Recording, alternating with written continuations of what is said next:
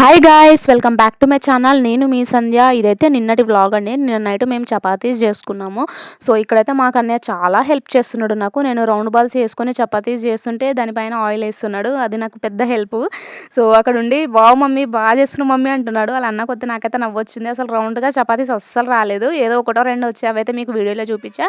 And ఇక్కడైతే నేను oil వేసి చపాతీస్ చేసుకుంటున్నా. దానివల్ల అయితే ఒక ప్లస్ పాయింట్ ఏంటంటే మనం మళ్ళీ ఆయిల్ వేసి కాల్చుకొని అవసరం లేదు. ఎందుకంటే మళ్ళీ ఆయిల్ వేసి చేసుకుంటే ఎవ్రీ టైం ప్యాన్ అనేది మొత్తం బ్లాక్గా మారిపోతుంది. మళ్ళీ క్లీన్ చేసుకోవడం కొంచెం ఇబ్బంది అవుతుంది. సో ఇలానైతే నేను ట్రై చేశాను. ఆయిల్ వేసుకొని మనము చపాతీ చేసుకుంటే ఎక్స్ట్రా ఆయిల్ వేసుకోకుండా కాల్చుకోవచ్చు. అప్పుడు ప్యాన్ బాగుంటుంది and at the same time taste కూడా చాలా బాగుంటుంది. ఒకసారి ట్రై చేయండి. ఎలా ఉందో ప్లీజ్ కామెంట్ చేయండి. అండ్ ఇక్కడ నేనైతే చేస్తున్న కొద్ది మా హస్బెండ్ అయితే కాల్చారు.